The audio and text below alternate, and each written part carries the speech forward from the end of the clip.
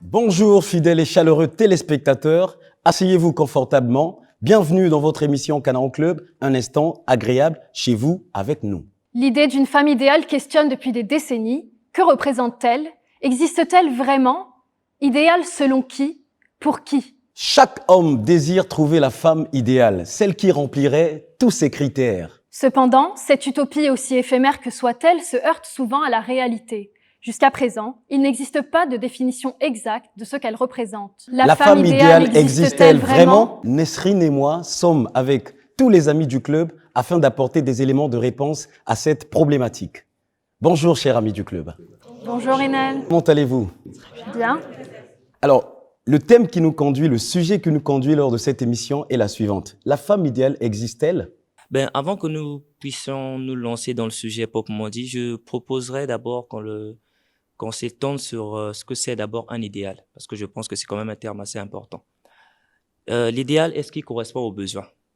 Donc, vous convenez avec moi que c'est une notion assez individuelle. Donc, ce qui est idéal pour moi ne sera pas forcément idéal pour l'autre. Donc, chacun de nous a ses critères en fonction de ses besoins, en fonction de la nature de ce qu'il recherche. Donc, en gros, pour moi, je puis affirmer que la femme idéale existe. Je dirais que non, la femme idéale n'existe pas. Ah. Ouais. Est-ce que vous pouvez nous dire pourquoi, madame? Déjà, depuis que je suis née, je pense pas avoir vu une femme idéale. Parce que pour moi, être idéal, ça représente beaucoup de choses. Et que c'est pas possible d'en trouver en un seul être. Et encore, la femme de nos jours, je pense pas. Alors pour moi, je pense que il y a une dimension dans laquelle je m'immiscerai directement pour dire qu'il y a peut-être une femme idéale, parce que je pense qu'au début de notre vie, on arrive avec un certain potentiel que la société dans laquelle on évolue nous permet en fait d'avancer et palier par palier en fait d'augmenter, d'améliorer en fait les ressources que nous avons au départ. Tout simplement. Voilà. Alors, nous avons également interrogé quelques riverains à la question de savoir si la femme idéale existe. Regardons ensemble.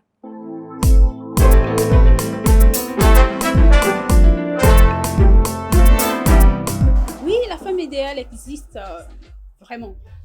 Chez moi, non. La femme idéale n'existe pas. Nous, femmes d'aujourd'hui, quand je réfléchis, il n'y a pas de femme idéale. Je ne l'ai jamais trouvée. Depuis que je suis né, je ne l'ai jamais vue en fait. Je les cherche beaucoup. Si la femme idéale existe, je pourrais vous dire oui. Vous l'avez trouvée? C'est bon?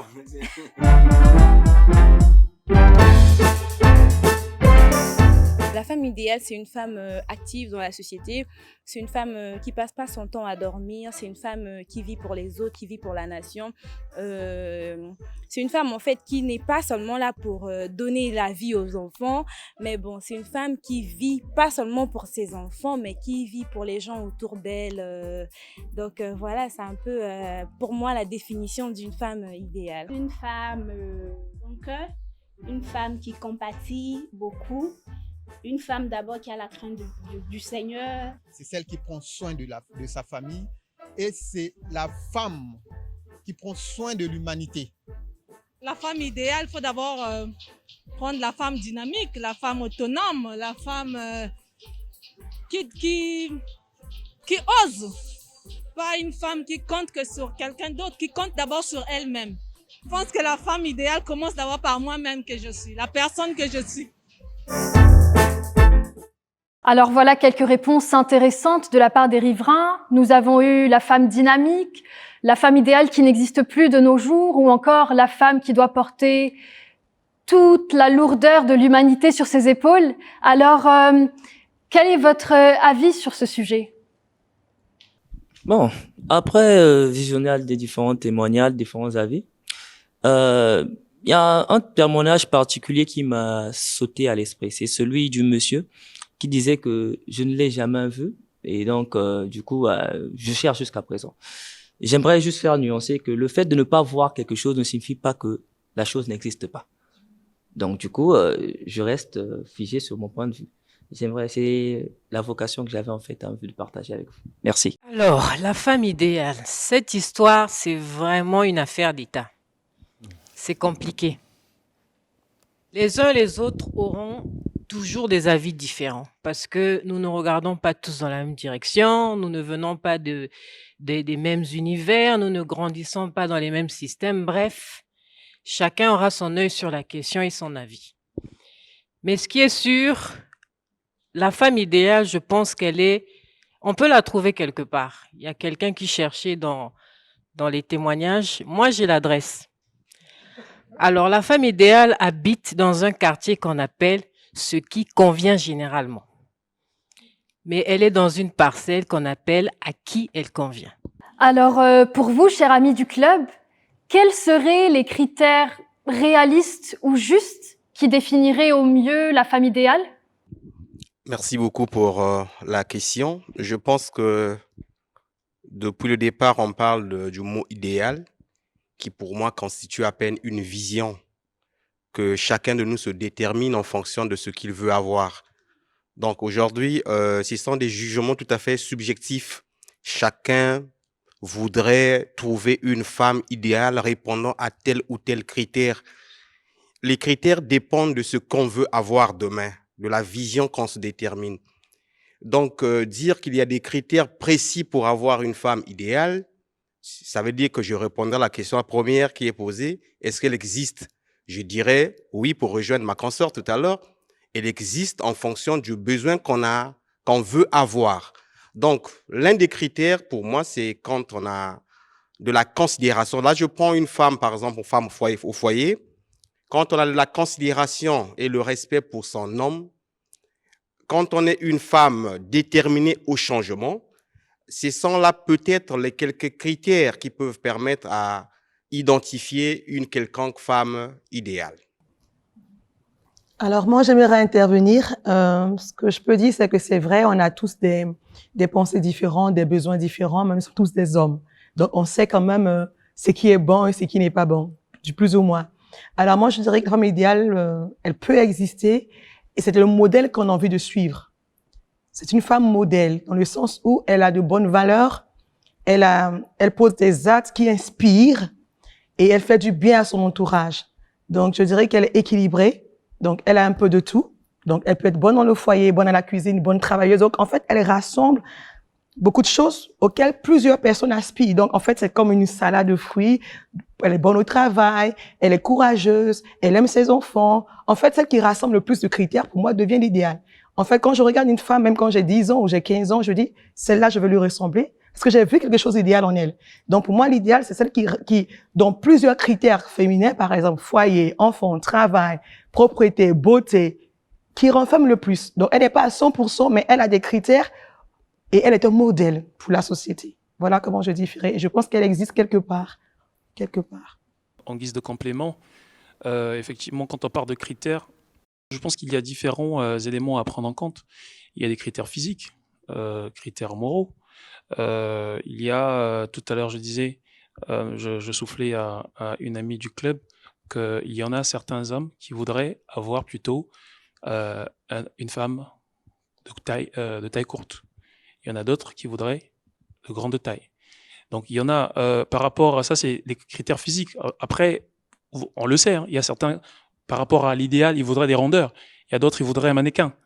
Il y a aussi, on va dire, les aspects où il y en a qui voudraient une femme qui reste à la maison, mais qui aide à gérer le foyer. Pour cet homme-là, ce serait l'idéal. Il y en a qui va vouloir plutôt une femme bosseuse. Donc, du coup, parmi les critères, on a parlé de l'idéal dans l'imaginaire de chacun. Mais en tout cas, si je peux donner moi mon avis, effectivement, c'est d'avoir une femme qui soit respectueuse, qui incarne le respect, qui incarne le travail, de manière générale. Après, il y a des critères religieux aussi, hein. Donc, on peut citer différents critères et il y en a ceux qui ne prient pas, vous n'allez pas les demander d'avoir un idéal par rapport aux critères religieux, par exemple. Donc, voilà un peu de manière générale.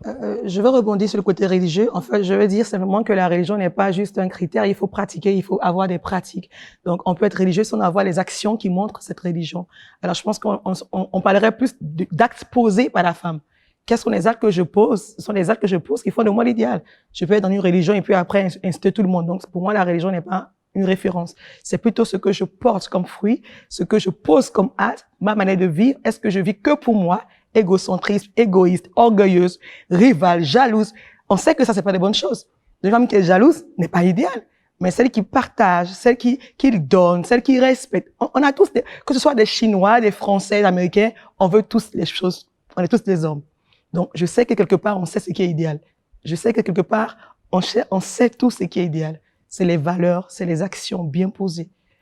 Je pense que ça peut exister. J'insiste. Alors, plusieurs femmes nous suivent, notamment nos jeunes téléspectatrices.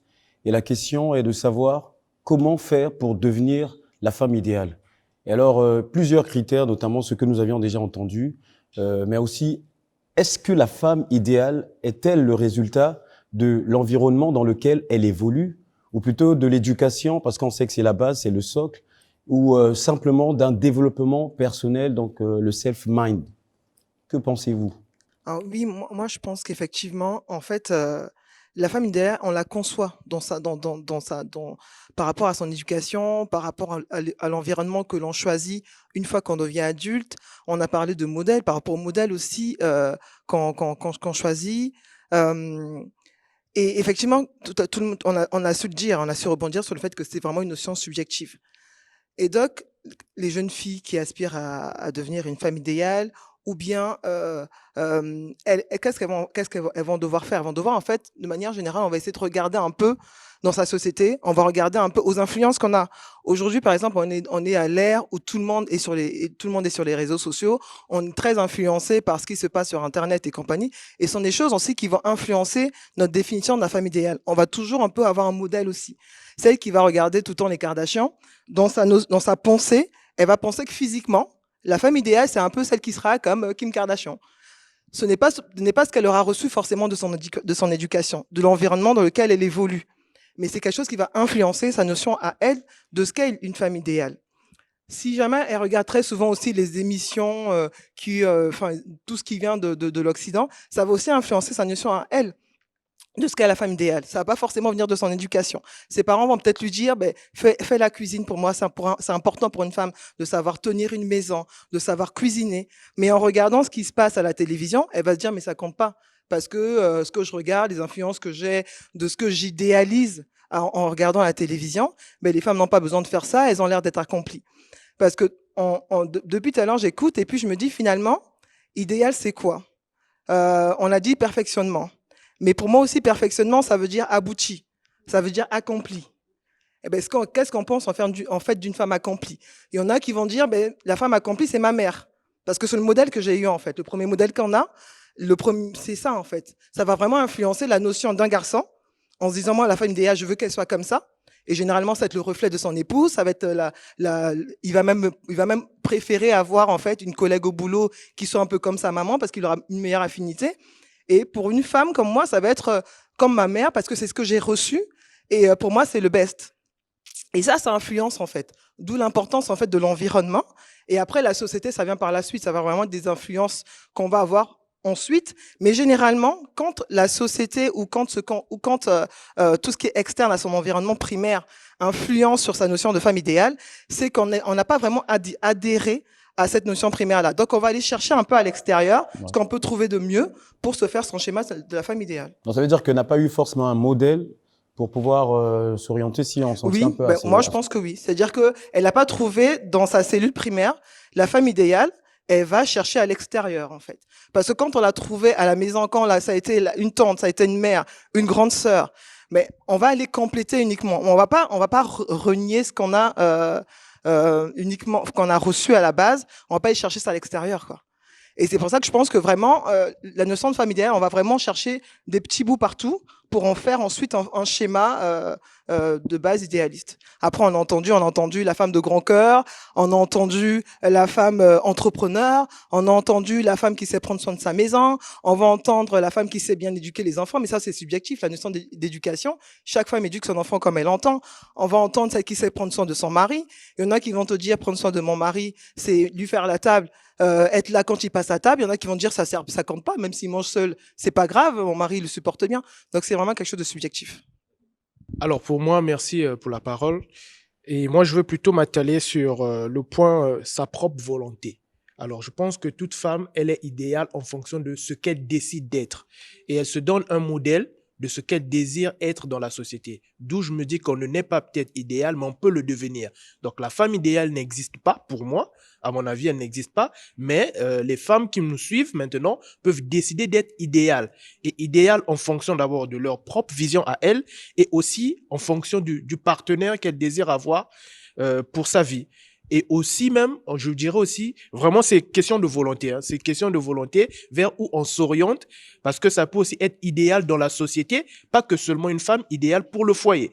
C'est un peu la nuance que on a tendance peut-être à faire, mais femme idéale, comme l'a dit une des riveraines, c'était vraiment celle qui apporte quelque chose pour l'humanité. Donc ça, c'est son idéal à elle. Et donc, on peut devenir femme idéale si on a cette vision-là, de par sa propre volonté. Mais après, comme l'a dit l'amie du club, Madame Aïssi, c'est vrai qu'il y a des impacts aussi environnementaux, bien dans l'éducation dans laquelle on a baigné durant toute son enfance.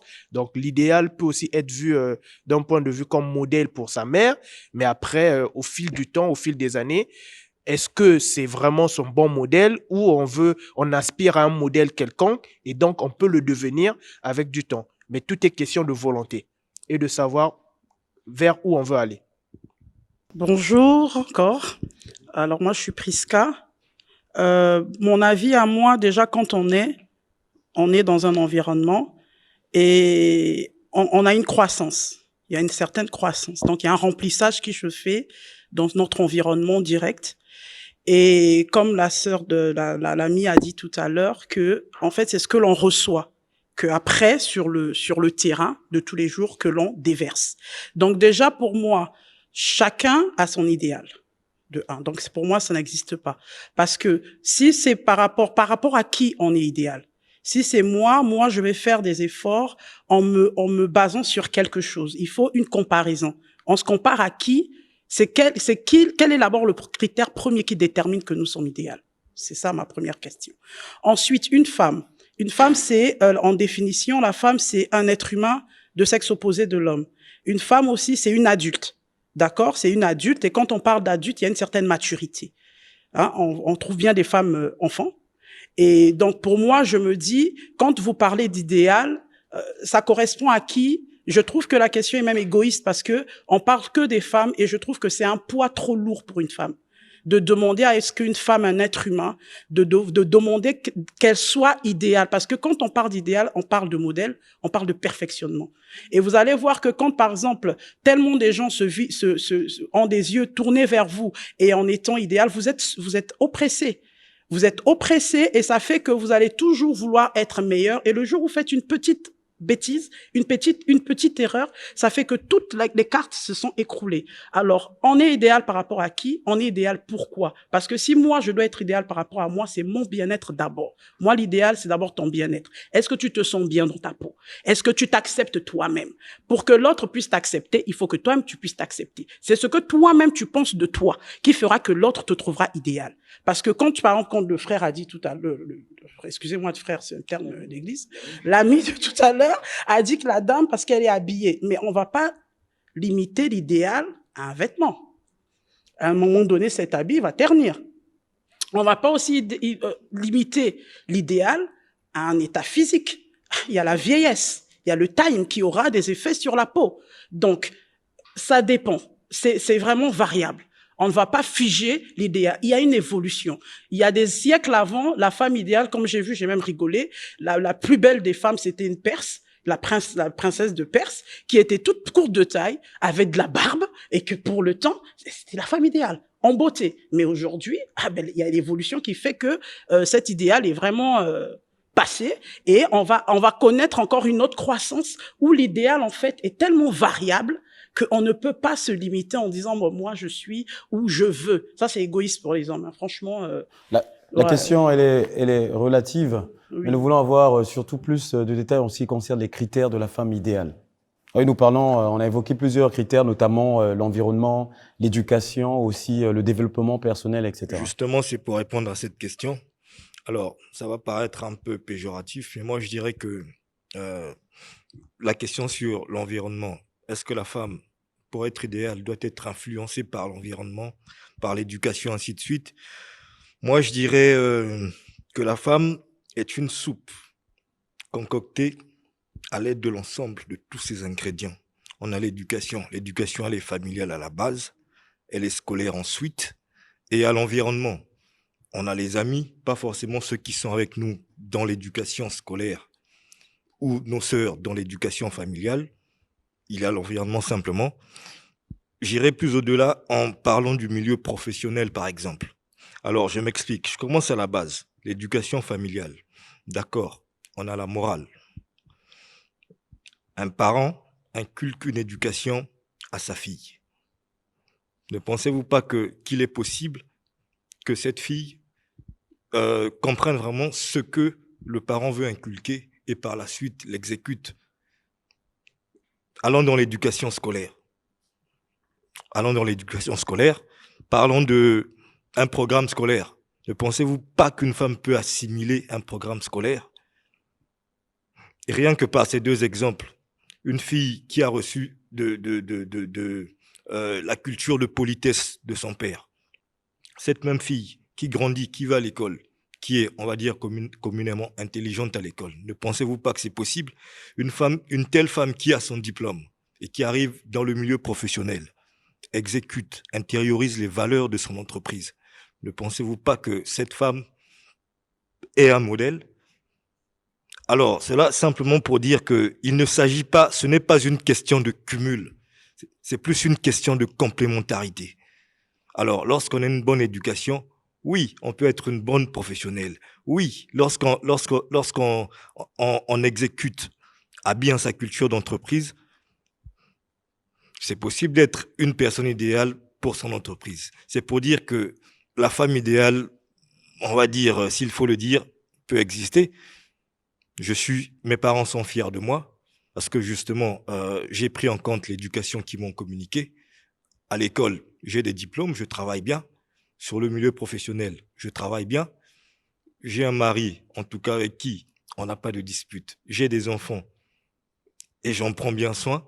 Ne pensez-vous pas que c'est ça la femme idéale? Parce que, évitons la nuance, ne parlons pas de femme parfaite, parlons de femme idéale.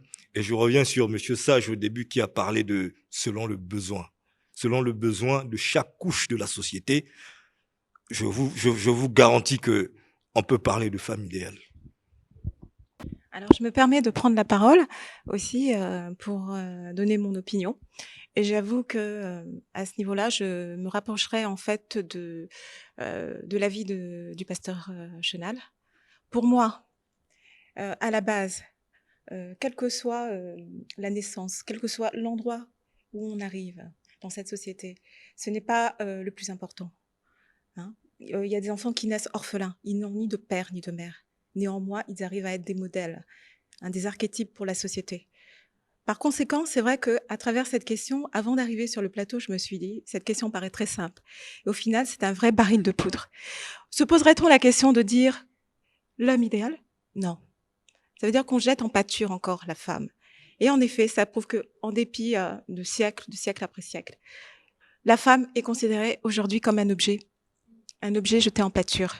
Voilà, la thématique, en fait, elle est belle comme ça. Mais derrière, il faut malheureusement faire ce constat-là, que la société a une image dévalorisée de la femme, qui se cache d'ailleurs derrière une belle thématique, la femme idéale.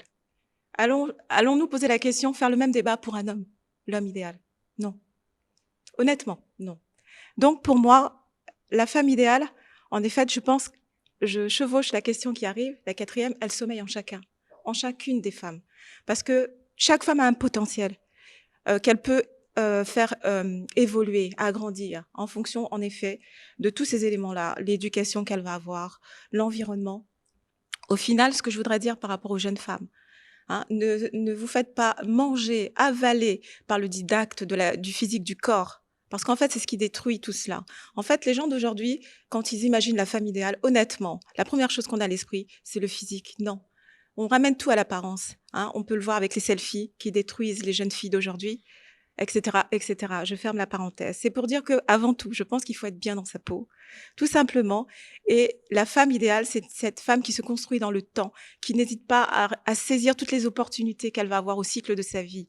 Déjà au primaire, ensuite au cycle secondaire, et ainsi de suite. Elle va tout saisir, elle va évoluer, elle va grandir, elle va s'épanouir, elle va attirer, quelle que soit l'apparence qu'elle a, petite, quels que soient les défauts qu'elle a. Elle va même grandir par rapport à ses défauts, elle va en faire une force. Et au final, elle va apparaître comme un idéal aux yeux de beaucoup de monde. Mais elle va être très bien dans sa peau, hein, et elle va se foutre de tout ce qui est autour d'elle. Voilà, tout simplement. Je pense que, comme on l'a dit dès le départ, on parle de l'idéal serait. Souvent, on parle au conditionnel. L'idéal serait, ça veut dire que c'est une condition qui parfois est difficile même à atteindre. Moi, je voulais rassurer les femmes qui nous suivent que si vous n'êtes pas une femme idéale pour tel homme, vous le serez pour un autre. Ne pensez pas que parce que l'homme avec lequel pour ne prendre que le cas des femmes qui sont au foyer, voilà, donc l'homme avec lequel vous êtes ensemble, s'il ne trouve pas un critère par rapport à son jugement, ça ne veut pas dire que vous n'êtes pas. Moi, je ne veux pas parler de femme idéale, mais vous n'êtes pas une bonne femme. C'est pas ce que ça veut dire. Maintenant, en matière d'éducation, de propre volonté et de l'environnement, je pense que ce sont des ingrédients qui vont favoriser à ce que la femme devienne la femme qu'on veut avoir, voilà, la femme qu'on veut être. Donc, vous avez là touché les points, pour ne pas dire essentiels, mais les points importants qui forgent même la femme de demain, la femme qui va être pour les autres. Ah, voilà la femme idéale. Parce qu'on n'est pas idéal pour soi-même aussi seulement. On est idéal pour ceux qui vous regardent. C'est pour ça qu'il y a un ami qui a parlé de l'environnement ici. Il y a qu'il faut également qu'on se regarde. Est-ce que dès que je vis, j'attire l'attention positive de l'environnement? Voilà, donc si soi-même on se sent à l'aise, mais peut-être que l'environnement ne vous sent pas au regard de ce que vous faites. Voilà ce que je veux dire. Alors, j'aimerais rajouter un point parce que pendant que les débats se faisaient, j'ai fait un constat, c'est qu'on n'a plus de repères. On n'a vraiment plus de repères. On n'arrive même pas à s'entendre sur ce qui est idéal, ce qui est bon. Même pour l'éducation, chacun veut faire à sa façon. C'est ça le mal, en fait, en Afrique. Nous avons des valeurs que nous rejetons. Je suis étonnée d'être avec des Africains que personne ne trouve un critère pour dire même la cuisine. Vraiment, on ne s'entend plus sur les valeurs fondamentales de notre vie. Il y a des critères. Une femme qui éduque ses enfants, une femme qui a l'humilité. Il y a des valeurs que nous ne devons pas avoir honte. L'humilité est une valeur pour une femme qui est respectueuse, une femme qui est intelligente, une femme qui aide, qui donne, qui a un cœur charitable. Il y a des valeurs qui sont formidables, mais personne n'a envie de parler de ça. Chacun dit, parce qu'on a peur d'être parfait ou d'être rejeté, on dit, je suis idéal pour moi-même. Non, il y a des critères. Pourquoi il y a une constitution dans un pays? Les voleurs vont en tôle. Ils sont des voleurs idéaux aussi. Donc, s'il faut être idéal, selon soi, on peut voler. Je vole, je prends le mari d'autrui. Je suis idéal. Non. L'idéal est une règle. On doit définir ces règles. Alors, ça, c'est le manque de repères. Et moi, je dirais aux jeunes filles, ayez des repères. Moi, j'ai cherché un repère, je l'ai trouvé. Je l'ai pris dans la parole de Dieu. J'ai décidé de suivre la parole de Dieu comme repère. Proverbe 31, verset 10 à 31 nous déclare des choses qui sont magnifiques. J'ai trouvé mon repère et j'ai décidé de bâtir ma vie sur un repère. Quand t'as pas de repère, t'es perdu. Donc, pour moi, je pense que tout commence. Quel est le repère que j'ai? En Afrique, on a des valeurs, mais on fait semblant de ne pas avoir de valeurs. Et c'est ce qui nous perd, en fait.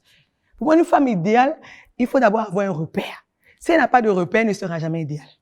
Tout commence par un repère. Même ta mère peut être ton repère. Au moins, tu te compares à quelque chose. Mais dis, je me compare à moi-même.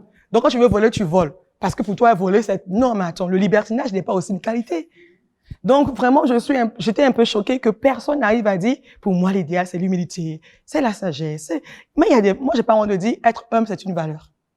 Moi, j'aime l'humilité. L'humilité est une valeur que tout le monde a envie d'avoir. On veut avoir quelqu'un qui est jovial à côté de soi, quelqu'un qui ne critique pas, qui ne calomnie pas, quelqu'un qui sait partager, qui sait écouter. C'est ça une femme idéale qui a des valeurs et qui fait du bien autour d'elle.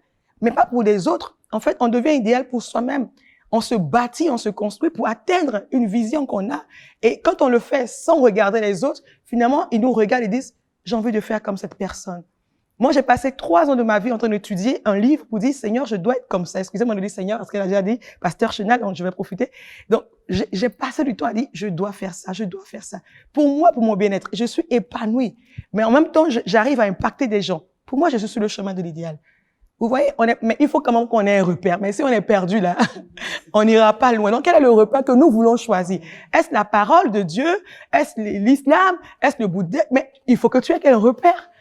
Mais mon père, tous là, ils disent non, chacun est idéal pour soi. Non, moi, je vais vous voler et après, je serai votre idéal. Mais il faut bien qu'on s'entende sur le repère. Allez-y. En effet, je pense que Madame Chenal a dit une chose importante et je pense que je le disais déjà au départ, peut-être que ça n'a pas été suffisamment pesé. Je disais que l'idéal, il y a plusieurs critères. Je parlais de justement critères religieux, je parlais de critères moraux, même physiques d'ailleurs. Mais cependant, je rebondis simplement par rapport à quelques points qui ont été évoqués.